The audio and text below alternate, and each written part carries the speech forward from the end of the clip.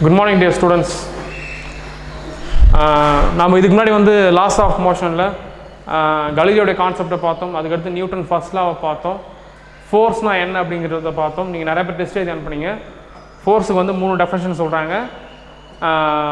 அது வந்து சேஞ்ச் பண்ணுது, ரெஸ்ட் இருந்த ஒரு பொசிஷன் வந்து சேஞ்ச் பண்ணுது, இல்லை சேஞ்ச் பண்ண முயற்சி பண்ணுது, மூவ் ஆகிற ஆப்ஜெக்டை ஸ்டாப் பண்ணுது, இல்லை ஸ்டாப் பண்ண முயற்சி பண்ணுது, ஒரு பொருள் மூவ் ஆகிற டைரக்ஷனை மாற்றுது இல்லை மாற்ற முயற்சி பண்ணுது அப்படின்றத பார்த்தோம். அதுக்கடுத்து ஃபோர்ஸில் 2 டைப் இருக்குது. ஒன்று லைக் பேரலல் ஃபோர்ஸ், இன்னொன்று அன்லைக் பேரலல் ஃபோர்ஸ் அப்படின்னு சொல்லிட்டு 2 ஃபோர்ஸை பற்றி பார்த்தோம். லைட்டாக அதை ரீகால் பண்ணிக்கிறேன். ஒரு பொருள் மேலே நம்ம 1க்கு மேற்பட்ட ஃபோர்ஸஸ் கொடுக்குறோம். லைக் பேரலல் ஃபோர்ஸ்னால் என்ன? 1க்கு மேற்பட்ட ஃபோர்ஸஸ் கொடுக்குறோம். கொடுக்கக்குள்ளார அந்த ஃபோர்ஸஸ் எல்லாம் பேரலாகவும் ஒரே டைரக்ஷனில் இருந்துச்சு அப்படின்னா அது நம்ம லைக் பேரலல் ஃபோர்ஸ் அப்படின்னு சொல்கிறோம். இந்த ரெண்டு ஃபோர்ஸை நம்ம என்னன்னு சொல்கிறோம்னா லைக் பேரலல் ஃபோர்ஸ் அப்படின்னு சொல்கிறோம். ஓகேவா? அதே போல் அன்லைக் பேரலல் ஃபோர்ஸ்னால் என்ன?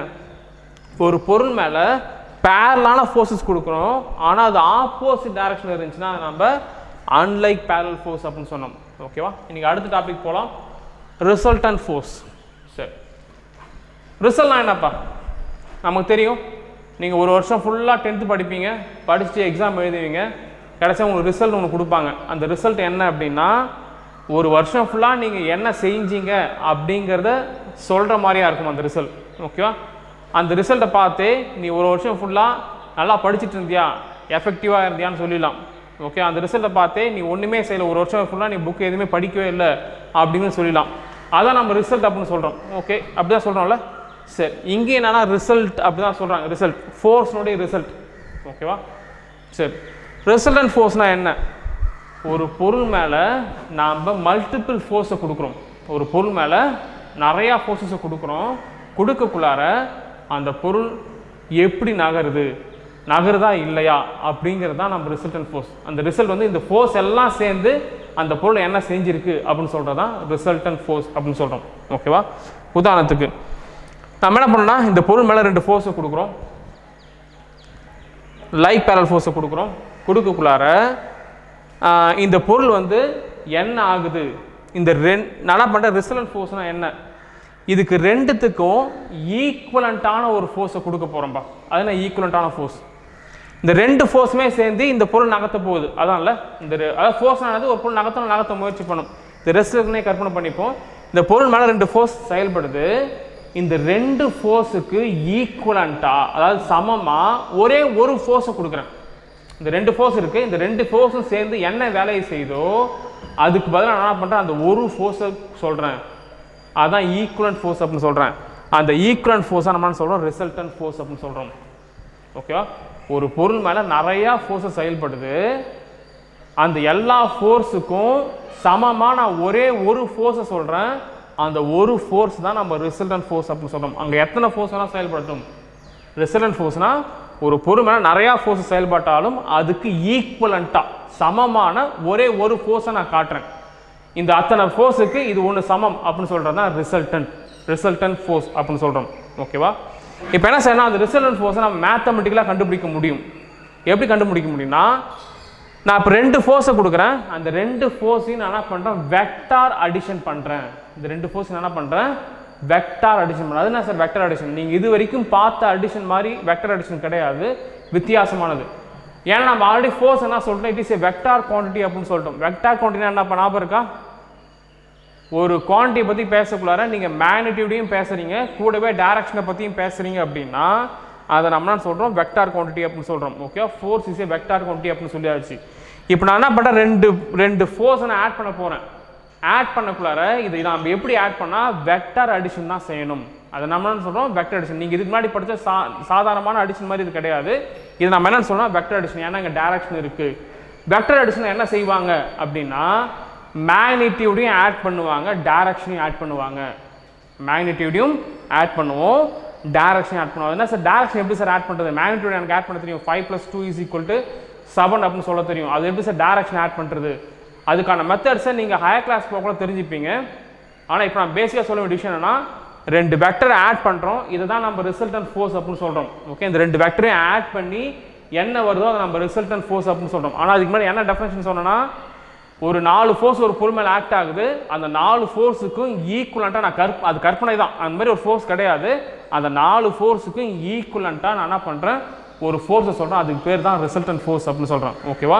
மேத்தமெட்டிக்காக அந்த ரிசல்டன்ட் ஃபோர்ஸை கண்டுபிடிக்க முடியும். எப்படி கண்டுபிடிக்க முடியும்னா, இண்டிவிஜுவலாக அந்த பொருள் மேலே ஆக்ட் ஆகிற ஃபோர்ஸை நான் வெக்டரில் ஆட் பண்ணுறேன். வெக்டர் ஆடிஷன்னா என்ன, அந்த 2 ஃபோர்ஸ்னுடைய மேக்னிடியூடையும் ஆட் பண்ணிக்கிறேன், கூடவே டைரக்ஷனையும் ஆட் பண்ணிக்கிறேன். இதுக்கு பேர் தான் வெக்டர் அடிஷன். ஓகேவா? சரி, நம்ம புக்கில் கொடுத்துருக்க எக்ஸாம்பிளை பற்றி பார்ப்போம். ஒரு பொருள் மேலே F1 F2 அப்படிங்கிற 2 ஃபோர்ஸ் ஆக்ட் ஆகுது. இந்த 2 ஃபோர்ஸை பற்றி சொல்கிறாங்க, என்ன சொல்கிறாங்கன்னா லைக் பேரலல் ஃபோர்ஸ் அப்படின்னு சொல்கிறாங்க. லைக் பேரலல் ஃபோர்ஸ்னால் என்னப்பா, 2 ஃபோர்ஸும் ஒரே டைரக்ஷன் ஆக்ட் ஆகுது. ஓகேவா? சரி, உதாரணத்துக்கு நான் என்ன பண்ணுறேன், ஒரு பெரிய கியூப் இருக்குப்பா. சரி, இந்த கியூப் எடுத்து, இது ஒரு கியூப் மாதிரி இருக்கணும், பெருசாக ஒரு பாக்ஸ் மாதிரி இருக்குன்னு வச்சுப்போம். இந்த பாக்ஸை வந்து F1 வந்து தள்ளுறாருப்பா. F1 ஒரு ஆள் வந்து தள்ளுறாரு, ஒரு ஃபோர்ஸ் கொடுத்து தள்ளுறாரு. அந்த ஃபோர்ஸ் போதுமானதாக இல்லை, அதை தள்ளுறதுக்கு போதுமான ஃபோர்ஸ் இல்லை. உடனே என்ன பண்ணுறாரு, ஹெல்ப்புக்கு இன்னொருத்தரை கூப்பிட்றாரு. கூட்ட உடனே என்ன ஆகுதுன்னா F2ன்ற ஃபோர்ஸை இன்னொரு ஆள் வந்து கொடுக்குறாரு. கொடுக்கக்குள்ளார இந்த பொருள் நகர ஆரம்பிக்குது. ஓகே, நகரக்குள்ளார நம்ம என்ன செய்கிறோம், ஒட்டு மொத்தமாக 2 பேர் சேர்ந்து எவ்வளோ ஃபோர்ஸை கொடுத்தாங்க, அதான் நம்ம ரிசல்டன்ட் ஃபோர்ஸ் சொல்கிறோம். F net is equal to F1 plus F2. F1 plus F2 நாம் இதை ஆட் பண்ணுறோம். எந்த கேஸஸில் ஆட் பண்ணுறோன்னா, இந்த 2 ஃபோர்ஸும் லைக் பேரலல் ஃபோர்ஸாக தான் நம்ம ஆட் பண்ணுறோம். ஓகேவா? சரி, நான் எக்ஸாம்பிள் சொல்கிறேன். ஃபோர்ஸை நியூட்டன் அப்படிங்கிற எஸ்ஐ யூனிட்டால் அளக்குறோம். இதை நான் ஃபஸ்ட்டு தடவை சொல்கிறேன். இதை பற்றி நம்ம இந்த லெசனில் படிக்க போகிறோம். ஆனால் முன்னாடி சொல்கிறேன், ஃபோர்ஸ் நம்ம எதில் அளக்கணும் அப்படின்னா நியூட்டன் அப்படிங்கிற எஸ்ஐ யூனிட்டில் அளக்குறோம். ஓகேவா? அது என்ன சார், எனக்கு சரியாக புரியல அப்படின்னா நான் திரும்ப சொல்கிறேன். ஒரு பொருள் அளக்குறீங்கப்பா, லென்த் அளக்குறீங்க. லென்த் அளக்குள்ளார நீங்கள் எதில் சொல்லணும்னா, எஸ்ஐ யூனிட்டில் எதில் சொல்லணும்னா மீட்டரில் சொல்கிறீங்க. இத்தனை மீட்டர் அப்படின்னு சொல்கிறீங்க. மாஸ் அளக்கக்குள்ளார நீங்கள் ஏதோ கிலோகிராம் தான் சொல்லுவீங்க. கிராம் அப்படின்னு சொல்லி நிறையா யூனிட்ஸ் இருந்தாலும், மில்லிகிராம் அப்படின்னு சொல்லி நிறையா யூனிட்ஸ் இருந்தாலும், மாஸ்னுடைய எஸ்ஐ யூனிட் கிலோகிராம். லென்த் அளக்கிறதுக்கு நிறையா யூனிட் இருக்குது, சென்டிமீட்டர் இருக்குது, மில்லிமீட்டர், டெக்காமீட்டர் சொல்லிட்டு நிறையா இருக்குது, கிலோமீட்டர் நிறையா இருக்குது. ஆனால் பேசிக்காக நம்ம எதில் அளக்கணும்னா மீட்டர். ஏன்னா மீட்டர் நம்ம எஸ்ஐ யூனிட் அப்படின்னு சொல்லிட்டோம். இந்த எஸ்ஐ யூனிட்டை பற்றி நான் இன்னொரு கிளாஸில் கிளியராக சொல்கிறேன்.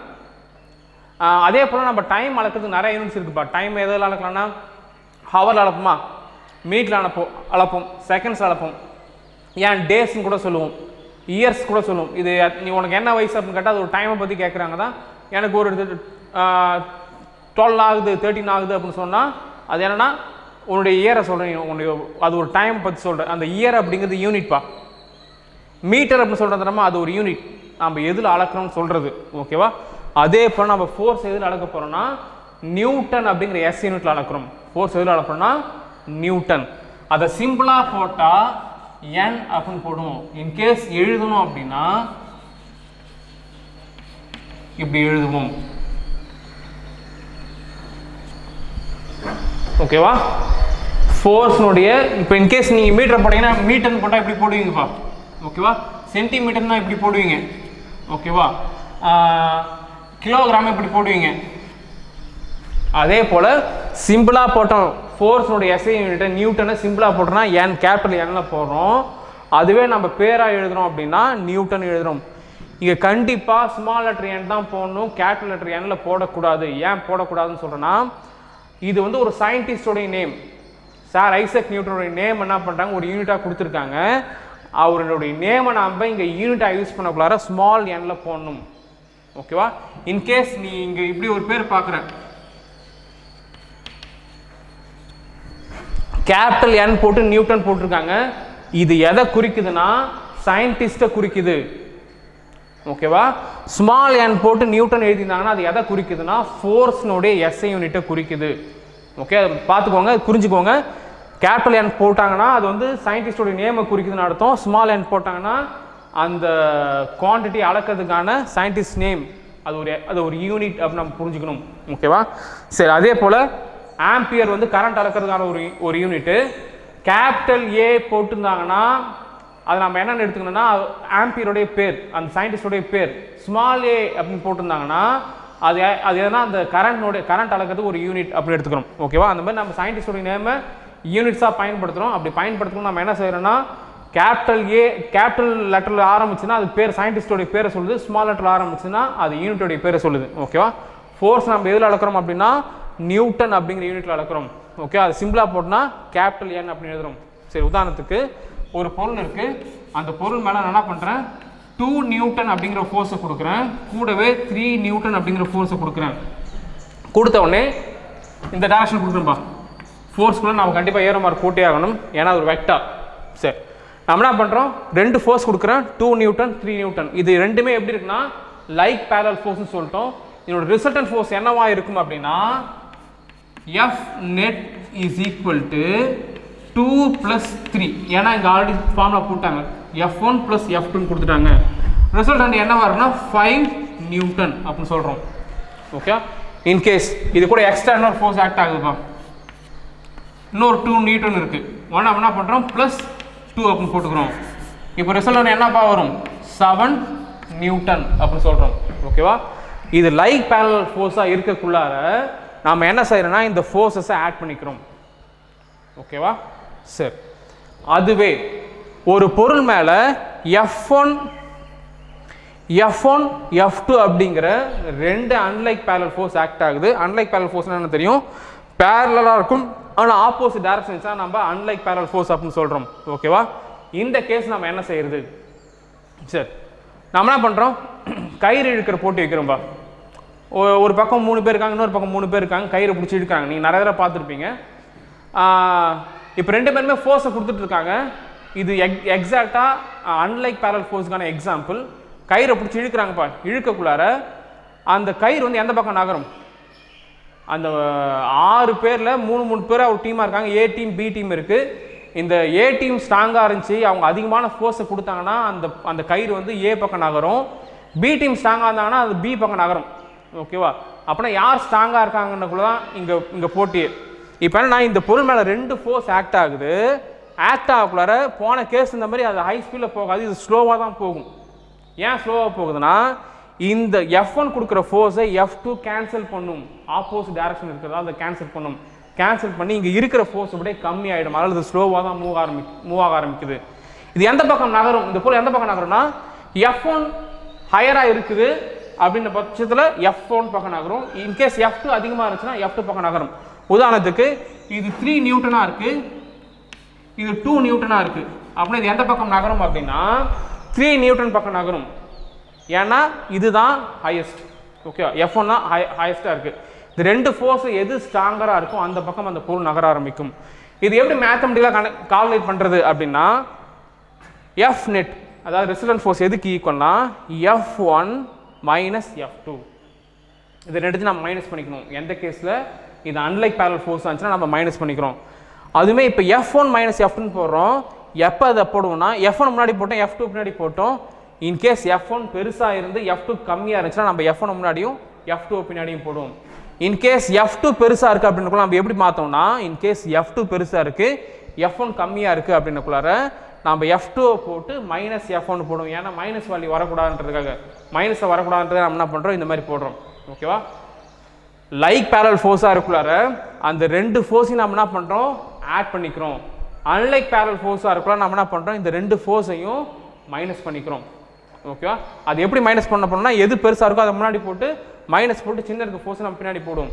ஓகே, இந்த பொருள் எந்த பக்கம் நகரும், இந்த 2 ஃபோர்ஸில் எந்த ஃபோர்ஸ் கிரேட்டராக இருக்கோ அந்த பக்கம் நகரும். ஓகேவா? இந்த பொருள் எந்த பக்கமாக நகரும், ஒரே சான்ஸ் தான் அதுக்கு, ரெண்டுமே ஒரே டைரக்ஷன் இருக்கிறதால கண்டிப்பாக அந்த பொருள் வந்து இந்த ஃபோர்ஸோட டைரக்ஷன் தான் நகரும். ஓகே, அப்படின்னா நம்ம இதில் ரொம்ப யோசிக்க தேவையில்ல, இந்த கேஸ் நம்ம தான் யோசிக்க போகிறோம். ஓகே, இந்த 2 ஃபோர்ஸில் எந்த ஃபோர்ஸ் அன்லைக் பேரலல் ஃபோர்ஸில் இந்த 2 ஃபோர்ஸில் எது ஸ்ட்ராங்கராக இருக்கும் அந்த பக்கம் அந்த பொருள் நகர ஆரம்பிக்கும். எக்ஸாம்பிள்,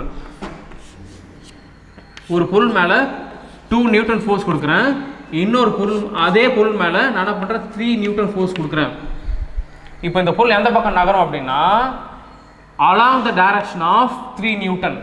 இந்த பொருள் எந்த பக்கம் நகரும் along the direction of 3 நியூட்டன்ல நகரும். இந்த 3 நியூட்டன் எந்த பக்கம் இருக்கோ அந்த பக்கம் தான் நகரும். இந்த பக்கம் நகரும். அதில் வேறு மாதிரி சொல்லலாம், opposite the force of 2 newton அப்படின்னு சொல்லலாம். இதோட ரிசல்டன்ட் ஃபோர்ஸ் நான் எப்படி சொன்னா F net is equal to 3 minus 2 போட்டுக்கிறேன். நான் ஏன் 3 மைனஸ் 2 போட்டுக்கிறேன்? 2 மைனஸ் 3 போட்டால் அது மைனஸ் ஆன்சர் வந்து மைனஸ் வந்துடும். அதுக்காக நான் பண்ணுறேன் 3 மைனஸ் 2 போடுறேன். ஈக்குவல் டு 1 நியூட்டன் அப்படின்னு எடுத்துக்கிறேன். ஓகே, இந்த ஒட்டுமொத்தமாக எப்படி நடந்ததுன்னா 1 நியூட்டன்ற ஃபோர்ஸ் நடந்துருக்கு. ஓகேவா? சரி, இன்கேஸ் F1ம் F2ம் சமமாக இருக்குப்பா.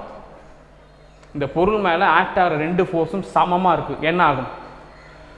ரெண்டு பேரும் தள்ளிக்கிட்டே இருப்பாங்க. இப்போ அந்த கயிறு இருக்கிற போட்டியில் இந்த பக்கம் ஏ டீமில் 3 பேர் இருக்காங்க, பி டீமில் 3 பேர் இருக்காங்க. ஏ டீமில் எவ்வளோ பலமாக இருக்காங்களோ அதே ஈக்குவலான ஃபோர்ஸில் பி டீமும் பிடிச்சி இழுக்கிறாங்கப்பா. இழுக்குள்ளார அவங்க என்ன பண்ணுவாங்க, எவ்வளோ நேரம் இழுத்துட்டு இருக்காங்களோ இழுத்துனே தான் இருப்பாங்க. அந்த கயிறு ஏ பக்கமும் போகாது, பி பக்கமும் போகாது. அந்த கேஸில் ரிசல்டன்ட் ஃபோர்ஸ் 0. அந்த பொருள் எந்த ஒரு மாற்றம் அடையாமல் அப்படியே இருக்கும். அந்த பொருள் மேலே ஃபோர்ஸ் ஆக்ட் ஆகிட்டு தான் இருக்குது, அந்த கயிறு மேலே ஃபோர்ஸ் ஆக்ட் ஆகிட்டு தான் இருக்குது. அப்படி இருந்துமே அந்த ரிசல்டன்ட் ஃபோர்ஸ் வந்து 0வாக இருக்கும். எந்த கேஸில் F1ம் F2ம் ஈக்குவலாக இருக்கிறப்ப அந்த நெட் ஃபோர்ஸ் வந்து 0வாக இருக்கும். ஓகேவா? சரி, ரிசல்டன்ட் ஃபோர்ஸ்னு ஒன்று பார்த்தோம்.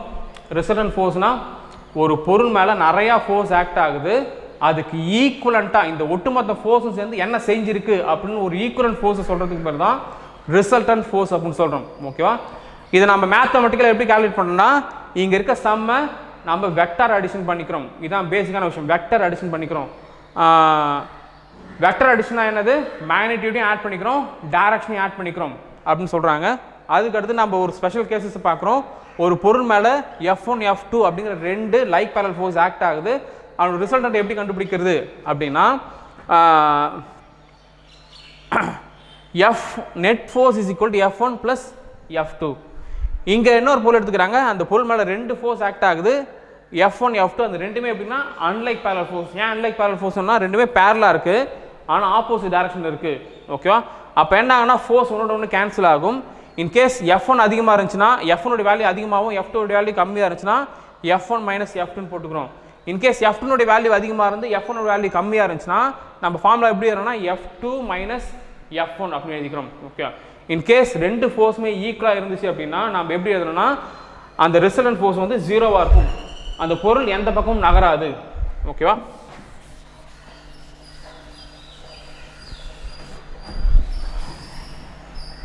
ஒரு பொருள் மேலே ஃபோர்ஸ் ஆக்ட் ஆகுதுப்பா, 2 நியூட்டன் 2 நியூட்டன்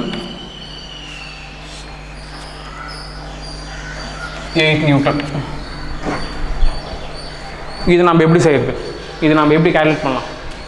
இந்த பொருள் மேலே 3 ஃபோர்ஸ் ஆக்ட் ஆகுது. அந்த 3 ஃபோர்ஸ் நம்ம இந்த 3 ஃபோர்ஸுக்கு ரிசல்டண்ட்டாக நம்ம ஒரு ஃபோர்ஸ், இந்த 3 ஃபோர்ஸ் சேர்ந்து என்ன வேலை செஞ்சுன்னா நம்ம ஒரு ஃபோர்ஸை நம்ம சொல்லணும்பா. ஓகேவா? அதை நான் என்ன செய்கிறேன்னா இந்த லைக் பேரல் ஃபோர்ஸை முதல்ல ஆட் பண்ணிக்கிறேன். லைக் பேரல் ஃபோர்ஸ் ஆட் பண்ணக்குள்ளார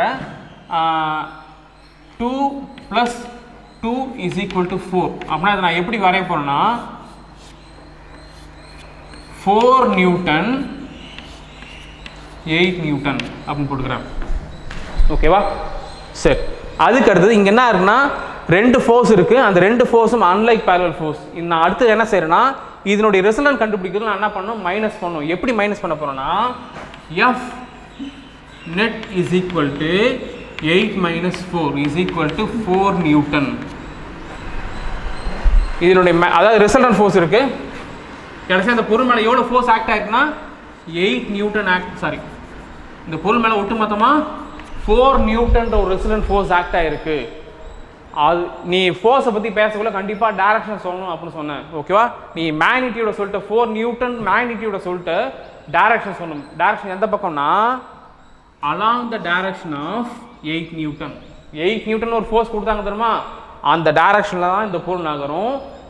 எப்படி நகரும்னா 4 நியூட்டன் அப்படிங்கிற ஃபோர்ஸ் அது நகர ஆரம்பிக்கும். அது மேலே 4 நியூட்டன்ற ஃபோர்ஸ் ஆக்ட் ஆச்சுன்னா எப்படி நகரமோ நகர ஆரம்பிக்கும். சரிப்பா?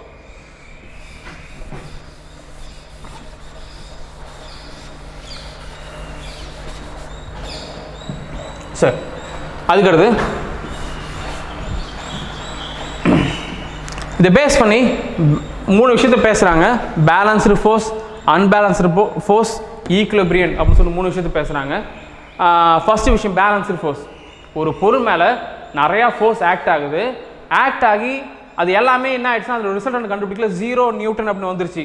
0 நியூட்டனா என்னது, அது மேலே ஆக்ட் ஆன எல்லா ஃபோர்ஸுமே ஒன்று கேன்சல் ஆகிடுச்சு, மேல் கொண்டு அந்த பொருள் நகரவே இல்லை அப்படின்னா அது என்னன்னு சொல்கிறாங்க, பேலன்ஸ்டு ஃபோர்ஸ். பேலன்ஸ்னால் அது சமமாக இருக்குன்னு அர்த்தம்.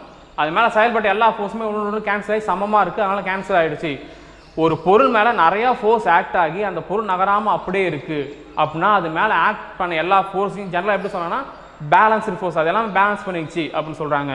அதுக்கடுத்து அன்பேலன்ஸ்டு ஃபோர்ஸ், ஒரு பொருள் மேலே நிறையா ஃபோர்ஸ் ஆக்ட் ஆகுது, ஆக்ட் ஆகி ரிசல்டன்ட் ஃபோர்ஸ் ஏதோ ஒரு வேல்யூ வரக்கூடாத அந்த பொருள் நகர ஆரம்பிக்கும். ஓகே, நகரத்தை நம்ம என்ன சொல்லுவோம், அது அன்பேலன்ஸ்டு ஃபோர்ஸ். அது மேலே செயல்பட்ட எல்லா ஃபோர்ஸும் சமமாக இல்லை, வெவ்வேறு மாதிரி இருக்கிறதா அந்த பொருள் என்ன ஆகுதுன்னா ஒரு பக்கம் நகருது, அது அன்பேலன்ஸ்டு ஃபோர்ஸ் அப்படின்னு சொல்கிறோம். ஓகேவா, ஒரு பொருள் அன்பேலன்ஸ்டு ஃபோர்ஸ் நகர்ந்துட்டு இருக்கு. இன்கேஸ் இந்த கேஸ் எடுத்துப்போம், ஈக்குலிபிரியம் என்னன்னு சொல்கிறேன். ஒரு பொருள் மேலே நிறைய ஃபோர்ஸ் ஆக்ட் ஆகி, இந்த 2 ஃபோர்ஸ் ஆக்ட் ஆகி இந்த பக்கம் நகர்ந்துட்டு இருக்குப்பா, அது நம்ம என்ன பண்ணுறோம், எஃப் நெட்டுன்னு சொல்கிறோம். ஓகே, ரிசல்டன்ட் ஃபோர்ஸ் எஃப் நெட்னு சொல்கிறோம். ஈக்குலிபிரியம் என்னன்னா இந்த பொருள் நகராமல் இருக்கிறதுக்காக இந்த பொருளுக்கு இந்த நெட் ஃபோர்ஸுக்கு ஆப்போசிட் டைரக்ஷனில் ஒரு ஃபோர்ஸை கொடுக்கணும். இந்த பொருள் மேலே ஒரு ஆப்போசிட் ஃபோர்ஸை கொடுக்குற அந்த ஃபோர்ஸ் என்ன செய்யுதுன்னா மேல் கொண்டு இந்த பொருளை நகராமல் அப்படியே நிறுத்தணும். அந்த ஃபோர்ஸுக்கு பேர் ஈக்குலிபிரியம் ஃபோர்ஸ். உதாரணத்துக்கு ஒரு பொருள் மேலே 2 ஃபோர்ஸ் ஆக்ட் ஆகுதுப்பா, 2 நியூட்டன் சொல்லிட்டு 2 ஃபோர்ஸ் ஆக்ட் ஆகுது. ஆக்ட் ஆகக்குள்ளார இந்த பொருள் எப்படி நகரும்னா 4 நியூட்டன் அப்படிங்கிற ரிசல்ட் ஃபோர்ஸ் நகரக்குள்ளார இதுக்கு ஈக்குலிபிரியம் ஃபோர்ஸ் என்ன அப்படின்னா எக்ஸாக்டாக இதுக்கு ஆப்போசிட் டைரக்ஷனில் 4 நியூட்டன் ஒரு ஃபோர்ஸை கொடுக்குறேன். அது என்ன செய்யணும்னா இந்த பொருளை நகர்த்தாமல் அப்படியே நிறுத்திடும். இந்த ஃபோர்ஸுக்கு பேர், அதான் நான் அது நகராமல் இருக்குதா ஒரு ஃபோர்ஸ் கொடுத்தோம் பாரு, அந்த ஃபோர்ஸுக்கு பேர் ஈக்குலிபிரியம் அப்படின்னு சொல்லணும். அதாவது ஈக்குவலைஸ் ஆக்குது. இந்த ஃபோர்ஸ் என்ன செய்யுதுன்னா அந்த பொருளை மேற்கொண்டு நகர்த்தாமல் ஈக்குவலைஸ் ஆக்குறதால அந்த ஃபோர்ஸுக்கு பேர் ஈக்குலிபிரியம் ஃபோர்ஸ் அப்படின்னு சொல்கிறாங்க. ஓகேவா, நான் ரீகால் பண்ணுறேன். நம்ம என்ன பார்த்தோன்னா இன்றைக்கி ரிசல்டன்ட் ஃபோர்ஸ்னு ஒன்று பார்த்தோம். அந்த ரிசல்டன்ட் ஃபோர்ஸை எப்படி கால்குலேட் பண்ணுறது அப்படின்னா அதை நம்ம வெக்டர் சம்மில் ஆட் பண்ணணும் அப்படின்னு பார்த்தோம். வெக்டர் சம்மில் இந்த 2 ஃபோர்ஸும் ஒரே டேரக்ஷன் இருந்துச்சுன்னா நம்ம ஆட் பண்ணணும். இந்த 2 ஃபோர்ஸும் வேறு டேரக்ஷன் இருந்துச்சுன்னா அது நம்ம சப்ராக்ட் பண்ணணும் அப்படின்னு சொன்னேன். ஓகேவா, அதுக்கான ஃபார்முலாஸை பார்த்தோம். இன்னொரு விஷயம் எக்ஸ்ட்ரா சொன்னேன், இது நம்ம பின்னாடி தான் படிக்க போகிறோம், ஆனால் முன்னாடி தெரிஞ்சுப்போம்.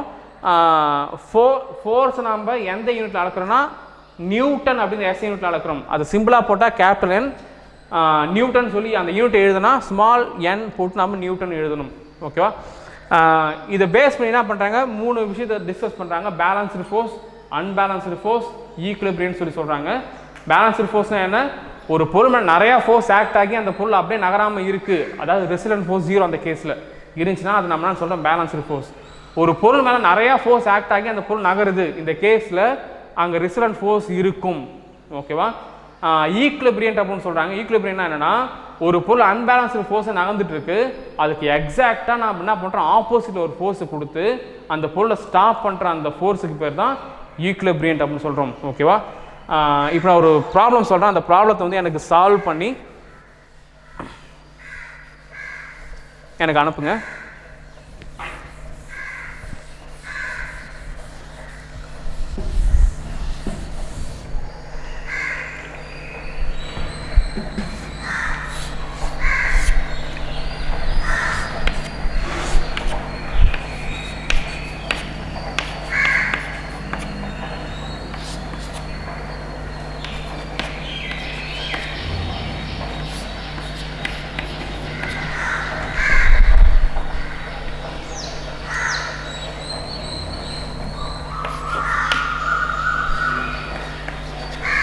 சரிப்பா, ஏ சைட்லேருந்து 2 ஃபோர்ஸ் ஆக்ட் ஆகுது, 3 நியூட்டன் 4 நியூட்டன். பி சைட்லேருந்து 2 ஃபோர்ஸ் ஆக்ட் ஆகுது, 5 நியூட்டன் 1 நியூட்டன். ஓகேவா, கொஷின் என்னென்னா what is a resultant force, resultant force என்ன அப்படின்னு கேட்குறேன். ஓகேவா, நீ சொல்லக்கூட 2 விஷயம் சொல்லணும், ஒன்று மேக்னிடியூடையும் சொல்லணும், கூடவே டைரக்ஷனையும் சொல்லணும்.